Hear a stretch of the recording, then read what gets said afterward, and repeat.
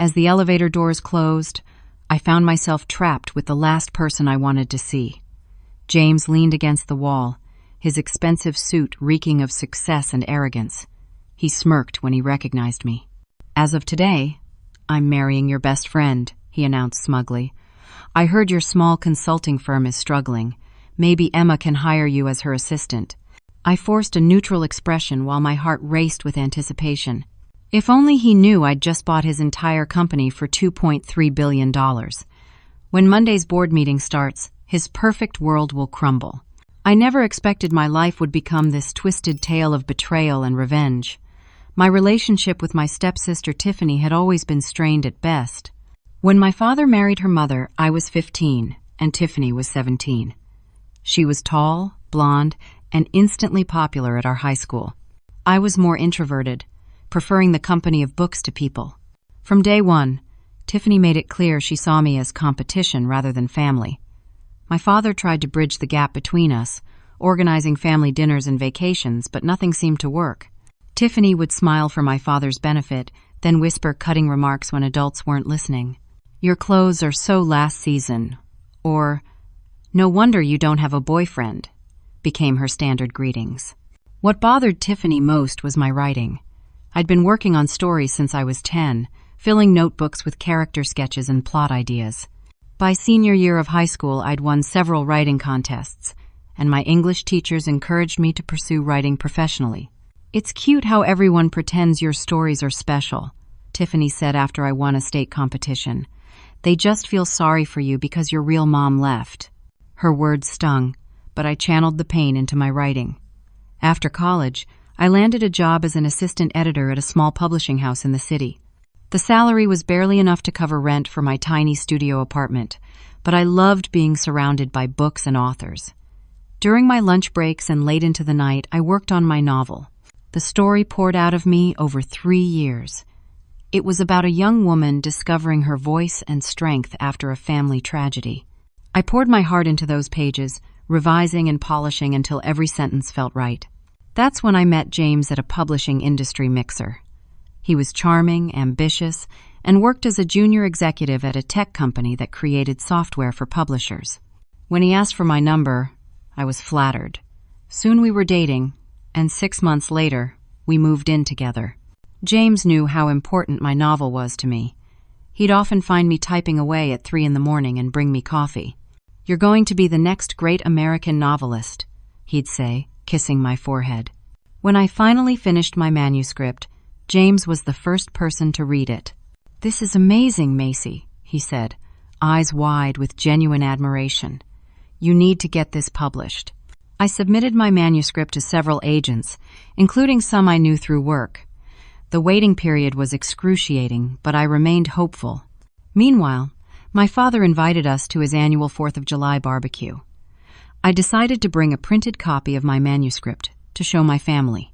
During the party, Tiffany seemed unusually interested in my writing. She asked thoughtful questions about my process and the story. I was surprised but pleased by her apparent change of heart. "Can I read it?" she asked. "I just started dating this guy who works at Pinnacle Publishing. Maybe I could mention it to him." Pinnacle was one of the largest publishers in the country. I hesitated, but the thought of getting my foot in that door was too tempting to resist. I handed her the manuscript, along with my flash drive containing all my drafts and notes. "Just be careful with it," I said. "This is the only printed copy I have besides my working draft." "Don't worry," she promised. "I'll take good care of it." Weeks passed, and I heard nothing from Tiffany. My calls went straight to voicemail. I tried asking my father, but he said she'd taken a vacation with some friends. Meanwhile, the agents I'd submitted to were sending rejections or not responding at all. Then, 6 months later, I saw it. I was walking past a bookstore when a display in the window caught my eye. A novel titled Echoes of Silence by Tiffany Winters. The cover looked exactly how I'd always imagined mine would. With trembling hands, I bought a copy and read it in a nearby coffee shop. It was my book. My characters, my plot, even some passages word for word. She had changed some names and locations, but it was undeniably my story. The acknowledgments thanked her supportive boyfriend Jordan at Pinnacle Publishing for believing in her voice. I felt physically ill. My hands shook so badly I could barely hold my phone to call James. When I told him what happened, he seemed strangely distant. "Are you sure, Macy? Maybe you're just seeing similarities because you write in the same genre." "James, it's my book. She stole it. Word for word in some places." "That's a serious accusation. Tiffany's getting amazing reviews. The book is already on the bestseller list." I couldn't believe what I was hearing. I hung up and took a taxi straight to Tiffany's apartment. She answered the door in silk pajamas, her expression shifting from surprise to smugness when she saw me. "I know what you did," I said, my voice shaking. "That's my book." She leaned against the doorframe, examining her manicured nails. "Prove it."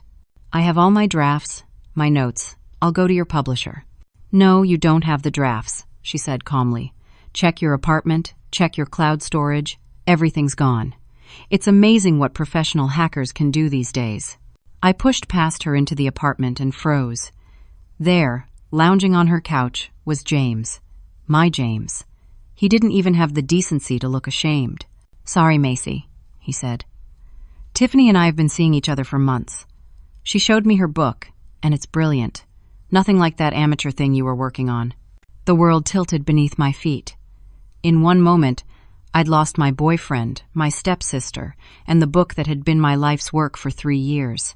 The next few weeks passed in a blur of disbelief and tears. I returned to our apartment to find half the furniture gone and divorce papers on the kitchen counter.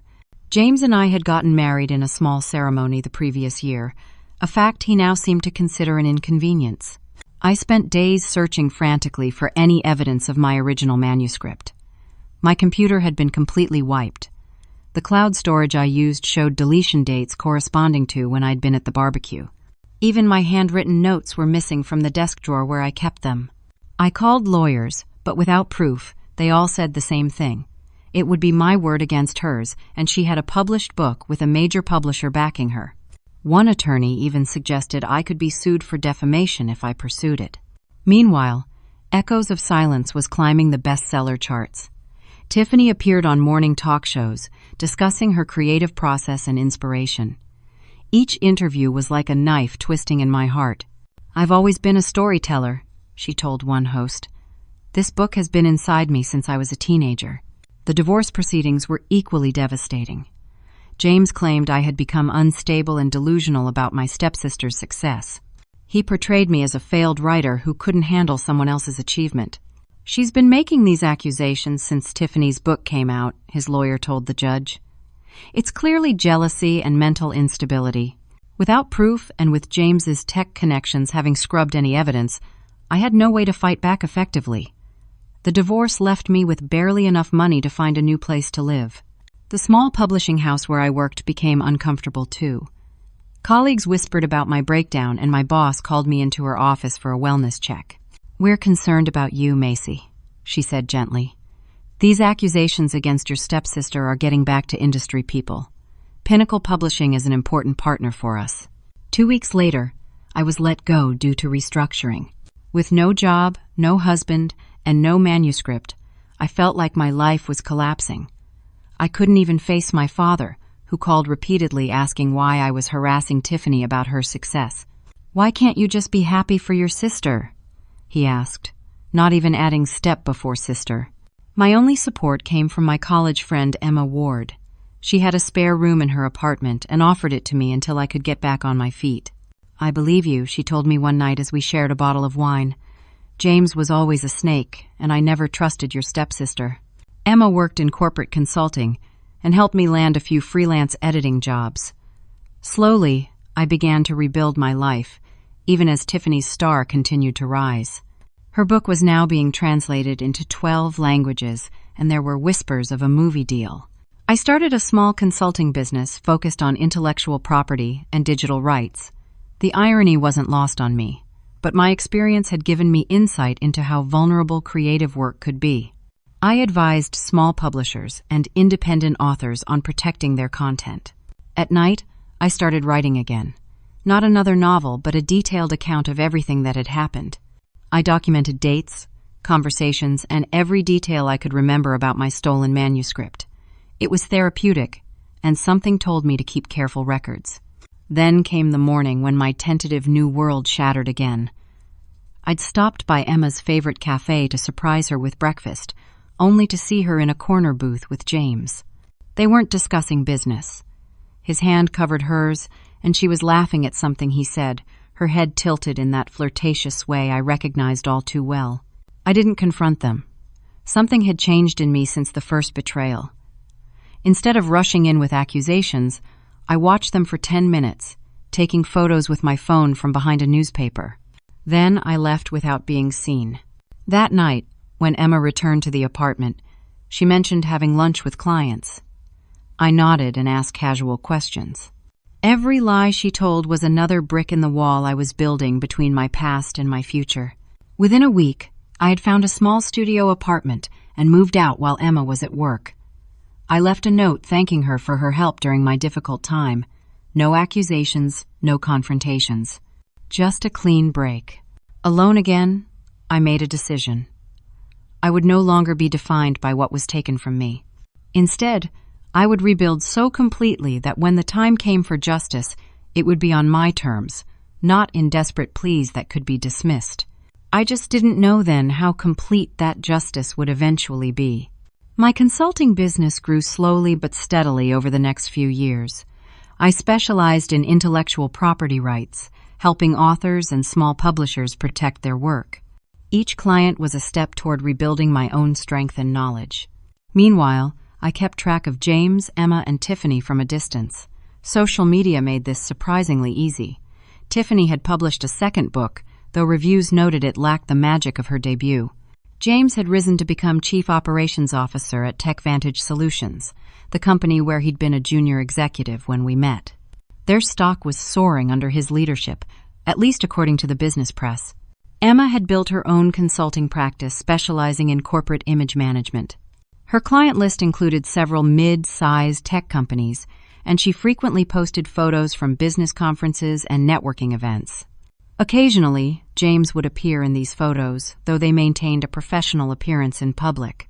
I was careful never to engage with any of them online. As far as they knew, I had disappeared into obscurity, exactly where they wanted me. 3 years after the manuscript theft, I was working late in my small office when I received an email from a potential new client named Alan Parker. He wanted to discuss protecting intellectual property for a tech startup he was funding. We arranged to meet the following day at his office. Alan was not what I expected. In his early 50s with salt and pepper hair and reading glasses perched on his nose, he looked more like a college professor than a venture capitalist. His office was lined with books rather than the typical motivational posters or stock market tickers. "I appreciate you meeting with me, Miss Taylor," he said, gesturing to a chair. "Your reputation for understanding the nuances of intellectual property protection is impressive." "Thank you, but I'm curious how you heard about me. My business isn't exactly high profile." Alan smiled. "I make it my business to find people with unique skill sets. One of your clients, Jennifer Miller, is my niece. She spoke very highly of how you helped protect her cookbook series." The consultation went well, and Alan hired me to develop protection strategies for 3 of his portfolio companies. The projects were interesting, and the pay was better than anything I'd had since starting my business. Over the next few months, Alan became not just a client but a mentor. During one of our regular progress meetings, he asked me an unexpected question. "Macy, I hope you don't mind, but I did some background research on you. You used to write fiction, didn't you?" The question caught me off guard. I rarely discussed my writing past with business associates. "Yes, a long time ago." "And am I correct that there was some controversy involving your stepsister's bestseller?" My throat tightened. "Where did you hear that?" "I sit on the board of a publishing company. Industry gossip has a way of circulating. Your stepsister's book is being adapted into a film now, I believe." I considered deflecting, but something about Alan's direct gaze made me want to be honest. I told him everything. The manuscript theft, James's betrayal, the destruction of evidence, and my subsequent professional downfall. When I finished, Alan removed his glasses and pinched the bridge of his nose. "That's a remarkable story, Macy, and infuriating. Have you considered that there might still be ways to prove what happened without the original manuscript? I've tried everything. Perhaps not everything. Alan picked up his phone and made a brief call. Jack, I need your services for a special project. Can you come to my office tomorrow morning? Excellent. He turned back to me. Jack is a digital forensics specialist who works with some of my companies. He's particularly good at recovering data people think is long gone. The next day, I met Jack, a 30-something man with a rumpled appearance and sharp eyes. After hearing a simplified version of my situation, he asked pointed questions about my old computer, cloud storage, and Tiffany's devices. Data rarely disappears completely, he explained. Even when files are deleted and drives are wiped, fragments remain. The question is whether we can access enough of those fragments to build a case. With Alan funding the investigation, Jack began his work. For months there was little progress, but I had learned patience. I continued building my business, now with Alan as a silent partner providing capital for expansion. Then came a breakthrough. Jack had managed to track down a used laptop sold to a college student 3 years earlier. The serial number matched Tiffany's old computer, the one she likely used when stealing my work. She tried to wipe it before selling, Jack explained during an update meeting in Alan's office. But she used basic consumer software. I found email fragments in Slack space on the hard drive. He pulled up several reconstructed emails on his laptop. There it was in Tiffany's own words, in an email to her boyfriend Jordan at the publisher. I have Macy's manuscript. It's good, really good, better than anything I could write. I've changed character names and some settings, but the core story is intact. She'll never be able to prove it's hers. My hands shook as I read the words. After all these years, proof. This is a start, Alan said, but we need more to make a compelling case. Let's continue the investigation while keeping this completely confidential. As Jack worked, I began to hear industry whispers about TechVantage, James's company. Their last 2 quarters had shown concerning financial results, and there were rumors of cash flow problems. Their stock price had dropped 30% in 6 months. During one of our strategy dinners, I mentioned this to Alan. His expression turned thoughtful. TechVantage has solid technology, but poor management. They've overextended, taking on too much debt for acquisitions that haven't paid off. The board is getting nervous. You seem to know a lot about it, I observed. I make it my business to track potential opportunities. In fact, he paused, studying me carefully. There are rumors they might be looking for a buyer. Very quietly, of course. I nearly dropped my fork. Are you suggesting what I think you're suggesting? Alan smiled. I'm merely sharing market information. But hypothetically, if someone with intimate knowledge of the company's inner workings were interested in acquiring it, that could be a fascinating business opportunity. That night, I couldn't sleep. The idea was simultaneously terrifying and thrilling. Could I really acquire James's company? The poetic justice was almost too perfect. The next morning, I called Alan. If I were interested in exploring that hypothetical opportunity, how would someone in my position proceed? Very carefully, and with a trusted partner who has experience in acquisitions, he replied. Perhaps we should discuss this further in person. What had begun as a quest for evidence was evolving into something much bigger. That evening, as I researched TechVantage's financial statements, I received a text from Jack. Found something big. Meeting tomorrow. The next day, Jack showed us what he'd discovered. Using specialized software, he'd recovered fragments of Tiffany's original word processing files, showing multiple versions of chapters from her novel. The earliest versions had my original character names, before she'd changed them for publication. This is solid evidence, Jack said. Combined with the emails, it establishes a clear timeline of theft. As I stared at the recovered files, a news alert popped up on my phone. TechVantage had announced a strategic restructuring following disappointing quarterly results. Their stock had dropped another 15%. Interesting timing, Alan remarked. The company will be even more desperate for a lifeline now. I looked from the evidence of my stolen book to the news about James's failing company, and something clicked into place. I think I know exactly what I want to do next. Creating a plan to acquire TechVantage required meticulous attention to detail. Alan and I established a shell corporation named Phoenix Acquisitions, with him as the public face and me as the silent partner. Through his extensive network, Alan arranged meetings with investment banks willing to back our acquisition bid.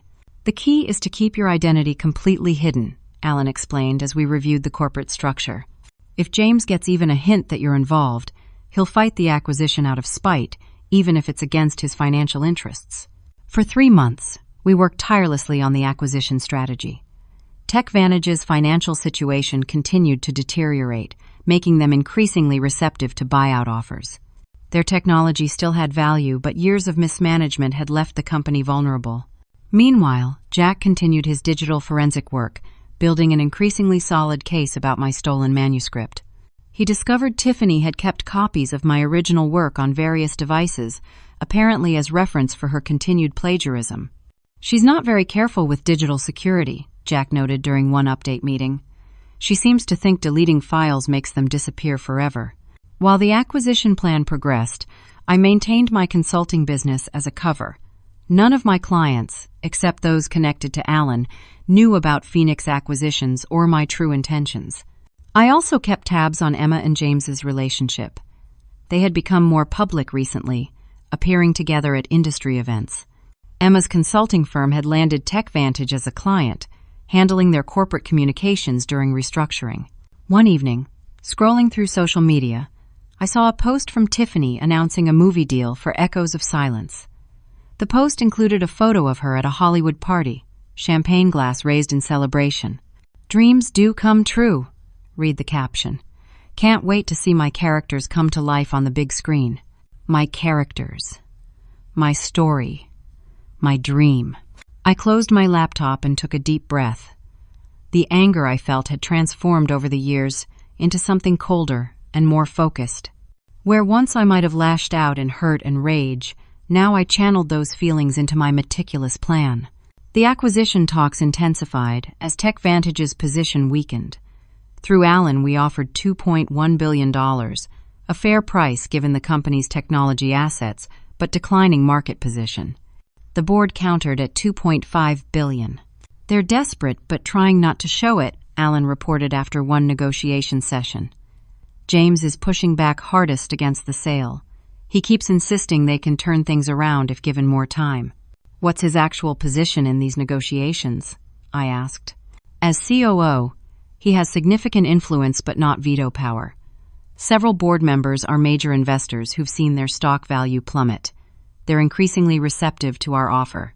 After 2 more weeks of back and forth, we settled on $2.3 billion. The night before the final papers were to be signed, Jack called with unexpected news. "I've been examining the financial records we obtained during due diligence," he said. "There are discrepancies in the executive compensation accounts. Significant amounts have been diverted to offshore accounts over the past 18 months. "Are you saying someone's been embezzling?" I asked, though I already suspected the answer. "Yes, and the transaction patterns point directly to James. He's been siphoning funds while the company struggles, probably to maintain his lifestyle despite the falling stock price."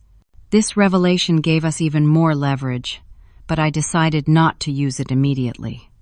The acquisition went forward as planned, with final papers signed on a Friday afternoon.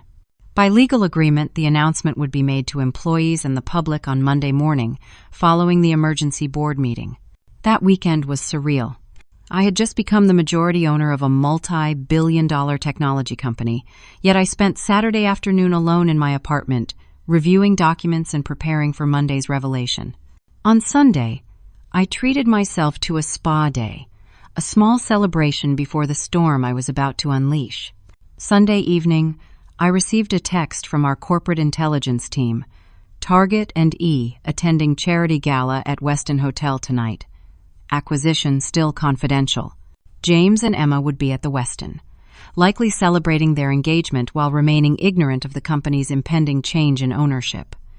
It was too perfect an opportunity to miss. I selected a black designer dress I'd purchased for the occasion, styled my hair differently than my usual look, and added makeup that subtly changed my appearance. Then I called a car service to take me to the Westin Hotel. The gala was in full swing when I arrived. From across the ballroom, I spotted James and Emma holding court with a group of admirers. James was gesturing expansively, probably spinning tales of his business prowess, even as his company slipped through his fingers. I stayed on the periphery, watching but never approaching them. After an hour, I headed to the elevator to leave. As the doors opened, James stepped in, alone. He glanced at me, and for a moment, I thought he might not recognize me with my changed appearance.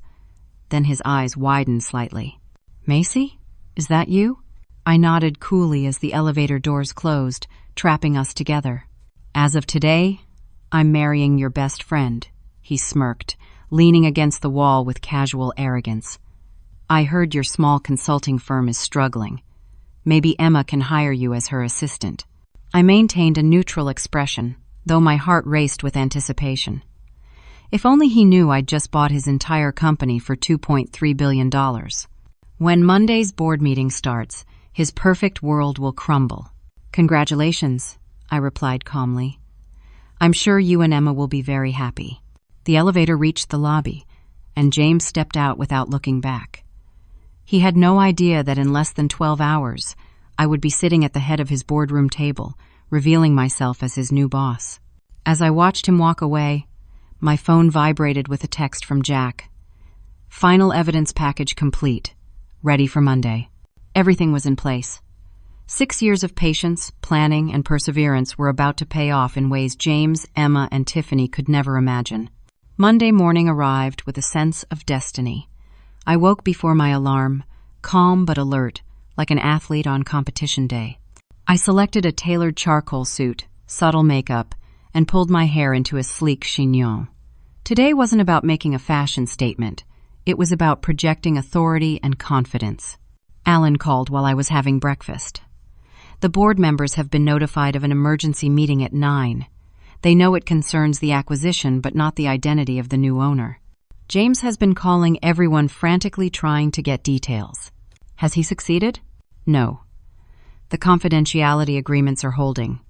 He'll find out when everyone else does." I arrived at TechVantage headquarters at 8:30, entering through the private parking garage where Alan was waiting. The building's security team had already been updated with the ownership change, and they escorted us to the executive floor with deferential nods. "The conference room is prepared," said the head of security, a former military man named Peterson. "The board will arrive through the main entrance. Mr. Wilson is already in his office."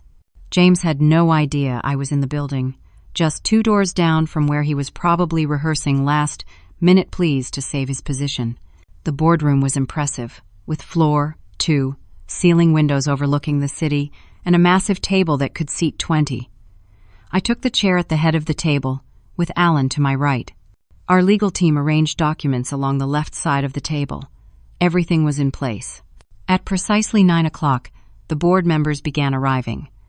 Most were older men in expensive suits, with a few women among them. They looked confused to see me in the chairperson's seat but took their places without comment. The tension in the room was palpable. At 9:10, the door opened again, and James walked in with Emma beside him. He stopped abruptly when he saw me, his face cycling through confusion, shock, and anger in rapid succession. "What is she doing here?" he demanded, looking to the senior board members for explanation. "And why is she sitting in my chair?" The oldest board member, Walter Grayson, cleared his throat. "James, please take a seat.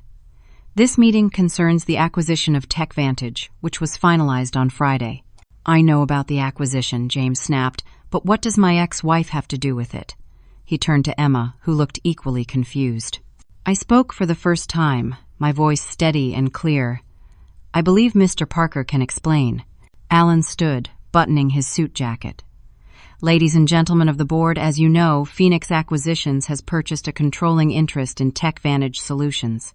What you don't know is that Phoenix Acquisitions is primarily owned by Macy Taylor, with myself as minority partner."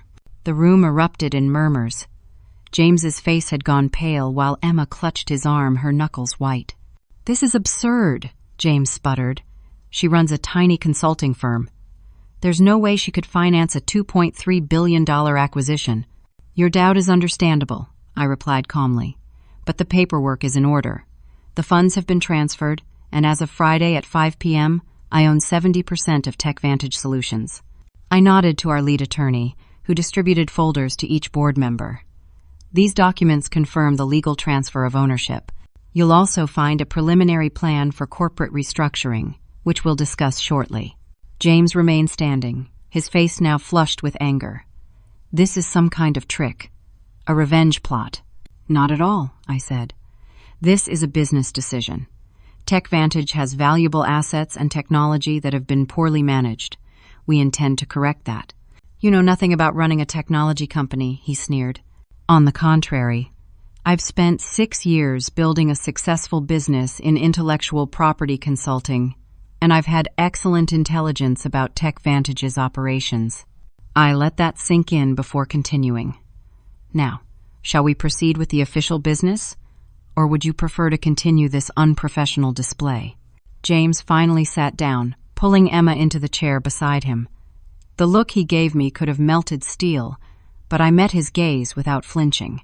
The meeting proceeded with a presentation of the acquisition details and my initial plans for the company.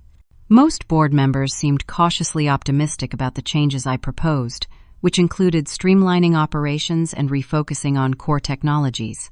When I opened the floor for questions, Walter Grayson spoke first. Miss Taylor, while your plans sound reasonable, we must address the elephant in the room. Your previous relationship with our COO creates an unusual situation. I understand your concern, Mr. Grayson. Let me be clear. This acquisition is not about personal history, but about business potential. However, since you've raised the issue, there are some matters of corporate governance that must be addressed immediately. I nodded to Alan, who distributed another set of folders. These documents detail significant financial irregularities discovered during our due diligence process. Specifically, approximately $20 million has been diverted from corporate accounts to personal offshore holdings over the past 18 months. The board members began flipping through the documents with increasing alarm. James's face had gone from red to ashen. "This is slander," he stammered. "These documents are fabricated." "They were verified by 3 independent forensic accounting firms," I replied. "The transaction records are quite clear." I turned to the board. "Under these circumstances, I am immediately terminating James Wilson's employment with TechVantage, effective immediately." Emma jumped to her feet. "You can't do this. It's a personal vendetta." "Miss Ward," I said calmly, "as you have no official position with this company, you have no standing in this meeting. However, since you're here, I should inform you that your consulting contract with TechVantage is also terminated, effective immediately." "On what grounds?" she demanded. "Corporate espionage." I nodded to Alan again, who activated a projection screen. "These are records of confidential TechVantage information that was transmitted from your personal email to competitors over the past year. Information that was only accessible to you because of your relationship with Mr. Wilson." Emma's face crumpled as the evidence appeared on screen. James turned to her in shock. "You were selling company information?" Before she could respond, the boardroom door burst open, and Tiffany stormed in, looking glamorous but furious. "James, what the hell is going on? I've been calling you all morning." She froze when she saw me. "What is she doing here?" The timing couldn't have been more perfect if I'd planned it. I hadn't expected Tiffany to appear, but her arrival completed the triangle of betrayal that had shaped the past 6 years of my life. "Miss Winters," I said, standing to address her, "this is a private board meeting of TechVantage Solutions. I'm afraid you'll need to leave." "I'm not going anywhere until James explains why he's not answering my calls about the investment he promised for my movie deal." Another piece clicked into place. James had been planning to divert company funds to finance Tiffany's film adaptation. "I believe," I said slowly, "that Mr. Wilson's ability to make such investments has been significantly curtailed, as has his employment with this company." Tiffany looked from James to me, dawning comprehension on her face. "What have you done, Macy?" "Nothing compared to what you did." I turned to the board members, who were watching this drama with a mixture of confusion and fascination. "Ladies and gentlemen, I apologize for this interruption. If you'll bear with me for a moment, there's one more matter of business I need to address." The boardroom had become eerily quiet. Board members who had arrived expecting a routine acquisition meeting were now witnesses to something far more dramatic. James sat rigid in his chair, his earlier bluster replaced by cold calculation. Emma had sunk back into her seat, her face pale. Tiffany remained standing near the door, her expression a mixture of confusion and growing alarm. Miss Winter's unexpected arrival provides an opportunity to address another matter, I continued, my voice steady. One that relates to corporate ethics and intellectual property rights, which will be central to TechVantage's renewed focus. I nodded to Peterson, who had been waiting by the door. He stepped out briefly and returned with Jack, who carried a sleek laptop. The digital forensics expert nodded respectfully to the board before setting up at the side table. For those who don't know, Tiffany Winters is a best-selling author whose debut novel, Echoes of Silence, has recently secured a movie deal, I explained to the board. She's also my stepsister. Walter Grayson's eyebrows rose slightly. I fail to see the relevance to TechVantage, Miss Taylor. The relevance, Mr. Grayson, is that TechVantage will be restructuring with a strong emphasis on intellectual property protection and ethical business practices. As such, I believe it's important to address all ethical concerns related to the previous management team. James Half rose from his chair. This is outrageous. The board meeting is not the place for your personal vendettas, Macy. On the contrary, I replied calmly. When personal misconduct intersects with business ethics, it becomes very much a board matter. I gestured to Jack, who activated the projection system. On the screen appeared emails and document fragments recovered from Tiffany's devices. 6 years ago, I completed a novel manuscript that was subsequently stolen by Miss Winters and published under her name as Echoes of Silence. Mr. Wilson was complicit in this theft and the subsequent destruction of evidence. Tiffany stepped forward, her designer heels clicking on the polished floor. This is absurd. I wrote that book myself. It's been published for years. There have been reviews, awards, translations. Yes, I agreed. My book has done quite well under your name. Jack advanced the slides to show the recovered emails between Tiffany and her publisher. In one damning message, Tiffany had written, "I've made the changes you suggested to Macy's manuscript. If anyone asks, I've been working on this for years." The boardroom fell silent as people read the evidence. Tiffany's face had gone pale beneath her perfect makeup. "These are forgeries," she stammered, but her voice lacked conviction. "Digital forensics doesn't lie, Miss Winters," Jack said professionally. "These were recovered from your own devices using admissible techniques." Walter Grayson leaned forward, suddenly interested. "Are you planning legal action, Miss Taylor?" "Yes," I replied. "My attorneys will be filing suit against Miss Winters, her publisher, and all parties who knowingly profited from this theft. However, that's separate from today's board business." I turned back to face James, whose expression had hardened into something unreadable. The reason this is relevant to TechVantage is that Mr. Wilson used company resources and his position to assist in destroying evidence of this intellectual property theft. He also appears to have promised company funds to Miss Winters for her film adaptation, funds that rightfully belong to TechVantage shareholders. The board members were now fully engaged, their earlier confusion replaced by serious concern. These allegations, combined with the financial irregularities already presented, form the basis for Mr. Wilson's immediate termination and potential criminal charges. I placed a final folder on the table. This contains the full report, which each of you will receive a copy of for review. James finally found his voice. "You've been planning this for years, haven't you? All of this, the acquisition, the investigations, it's all been about revenge." I met his gaze steadily. "I prefer to call it justice, but the business decision stands on its own merits. TechVantage has valuable assets that have been mismanaged. I intend to correct that." As the implications settled over the room, my phone buzzed with a calendar alert. I glanced down at the screen and allowed myself a small smile. "Ladies and gentlemen, I know this has been an unusual board meeting. I appreciate your patience. Security will escort Mr. Wilson from the building after he surrenders his company devices and access credentials. Miss Ward and Miss Winters will also be escorted out." I turned to the board secretary.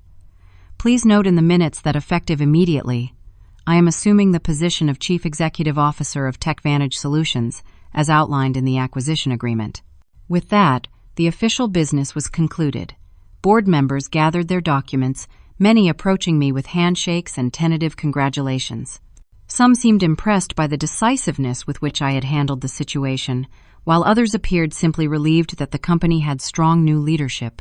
As the room cleared, James, Emma, and Tiffany remained, now flanked by security personnel. The three people who had betrayed me stood together, united in their downfall if nothing else. "You won't get away with this," Tiffany hissed. "I have powerful connections in publishing. I'll destroy what's left of your reputation." "I believe the evidence speaks for itself," I replied calmly.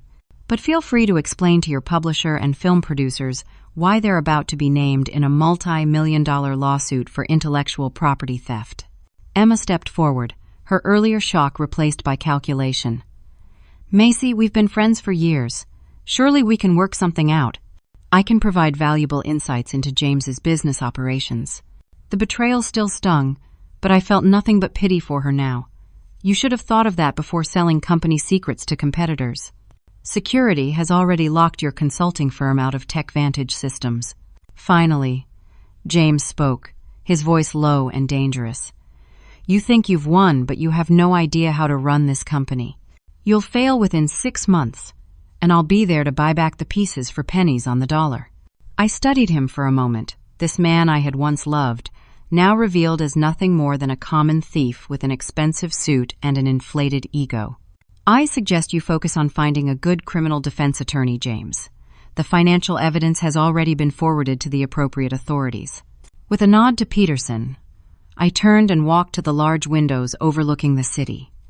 Behind me, I heard the protests fade as security escorted the trio from the boardroom and, ultimately, from the building. Alan joined me at the window, his expression thoughtful. "Quite a morning. How do you feel?" I considered the question carefully. The confrontation had unfolded even better than I had anticipated, yet I felt no gloating satisfaction, just a quiet sense of things finally being set right. "I feel ready," I said simply. "Ready to move forward." The sun broke through the clouds, illuminating the city skyline. Below, I could see 3 figures being escorted to the street. James turned once to look up at the boardroom windows, his expression unreadable from this distance. "What's next on the agenda?" Alan asked. I checked my watch. I have a meeting with the executive team in 30 minutes to introduce myself properly. Then calls with our top 5 clients to reassure them about the transition. I paused, a small smile forming. And tomorrow, a meeting with my intellectual property attorneys about reclaiming my book. 6 years of planning had culminated in this moment. The company was mine. The evidence was secure. And soon, my story would be returned to its rightful author. As I watched James, Emma, and Tiffany disappear into the city crowd, I felt the final pieces of my old life fall away. The future stretched before me, full of possibilities I had once thought forever lost. The weeks following the boardroom confrontation passed in a whirlwind of activity. Taking control of TechVantage required my full attention, with days stretching into nights as I met with department heads, reviewed ongoing projects, and began implementing my restructuring plan. The company had good bones, but had suffered from James's mismanagement and self-serving decisions.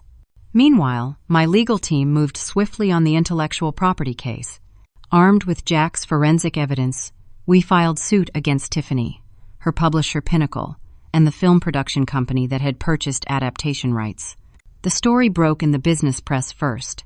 Tech exec ousted after new owner uncovers financial irregularities. The more personal angle followed in literary circles. Best-selling author accused of plagiarism by Stepsister in shocking lawsuit. I maintained a professional silence in public, declining interview requests, and focusing on TechVantage operations. Privately, I monitored the fallout with quiet satisfaction. James was under investigation by the SEC for the financial irregularities we'd uncovered. His assets had been frozen pending the outcome. Emma's consulting firm lost several clients after our evidence of her corporate espionage became public. And Tiffany's carefully cultivated image as a literary wonderkind was crumbling as more details of the lawsuit emerged. 3 months after the acquisition, I called Alan into my office to share some news. Pinnacle Publishing reached out this morning, I told him, unable to keep the smile from my face. They want to settle. Alan raised an eyebrow. That was faster than expected. What are they offering? Full rights reversion to me, a public acknowledgement that I am the true author of Echoes of Silence, and a substantial financial settlement. They're also canceling Tiffany's contract for her third book. And the film deal? That's the best part. The production company wants to meet with me next week. They're still interested in making the movie, but with proper credit and compensation to the actual author. Alan smiled, the expression crinkling the corners of his eyes. Justice at last. How does it feel? I considered the question carefully. It feels like reclaiming a piece of myself that was stolen, but also like I've grown beyond what was taken. I gestured to the office around us, with its view of the city skyline. I would never have built all this if they hadn't pushed me to that edge. Some people break under pressure, Alan observed. Others become diamonds. The intercom buzzed, interrupting our conversation. My assistant's voice came through. Miss Taylor, your 1 o'clock is here. The TechVantage quarterly numbers are ready for review. Send them in, I replied, then turned back to Alan. Duty calls. We can celebrate properly this evening. The financial team entered with reports showing TechVantage's first quarterly profit increase in 2 years. The strategic changes I'd implemented were already showing results, vindicating my business decisions separate from the personal satisfaction of ousting James. That evening, I hosted a small dinner at my new penthouse apartment for Alan, Jack, and the key members of my legal team. As we raised glasses to celebrate, my phone buzzed with a news alert. Former tech executive James Wilson indicted on 37 counts of financial fraud and embezzlement. I passed my phone around the table without comment.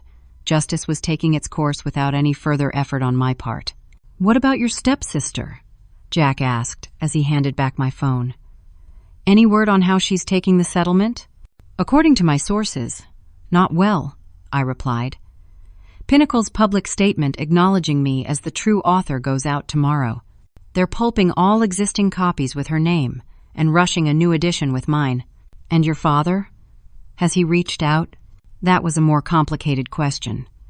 My father had called repeatedly after news of the lawsuit broke, his messages evolving from confused and defensive to increasingly apologetic as the evidence became public.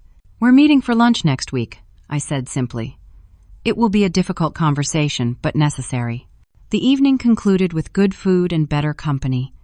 After everyone left, I stood on my balcony overlooking the city, reflecting on the journey that had brought me here. 6 years ago, I had been broken by betrayal, watching helplessly as others took credit for my work and prospered from my loss. Tonight, I stood as the CEO of a publicly traded company worth billions, with my creative work finally recognized and my betrayers facing the consequences of their actions. Yet the victory felt different than I had imagined during those dark days of plotting. There was satisfaction, yes, but also a surprising sense of peace. The anger that had driven me for so long had transformed into something more constructive. I had built something valuable, not just reclaimed what was stolen. My phone buzzed again. A text from my assistant. Final copies of your book with the correct author name arrived from the publisher. Left them on your desk for tomorrow. Tomorrow. After 6 years of looking back, of meticulously documenting the past and planning this moment of justice, I was finally free to look forward. TechVantage had potential beyond what James had ever envisioned. My reclaimed book would soon be mine in the eyes of the world, and I had discovered strengths in myself I never knew existed. The next morning, I arrived at TechVantage headquarters early. The security team nodded respectfully as I entered. In the elevator, I thought about that fateful encounter with James months earlier, how different things were now. On my desk sat a package from Pinnacle Publishing. Inside was the first copy of Echoes of Silence with my name on the cover. I ran my fingers over the embossed letters, a physical manifestation of truth finally recognized. My assistant appeared at the door. Your 9 o'clock is here. The film producers are eager to discuss adaptation plans. I placed the book carefully on my desk, positioning it where visitors could see it. Send them in. As the producers entered, expressions eager and respectful, I rose to greet them with confidence. This was not the end of my story, but rather the beginning of a new chapter, one written entirely on my own terms. The journey had taught me that true justice isn't just about exposing lies or punishing wrongdoers. It's about reclaiming your own voice and creating something meaningful from the ashes of betrayal. Sometimes the longest roads lead to the most worthwhile destinations. What would you do if someone stole your work and built their success on your talent? Would you fight back immediately, or would you play the long game like I did? Comment below with your thoughts. And if you enjoyed this story of justice finally served, please like this video, subscribe to the channel for more gripping stories, and share with friends who appreciate a tale of sweet revenge. Thank you for listening. And remember, sometimes the best revenge isn't just getting even, it's getting ahead.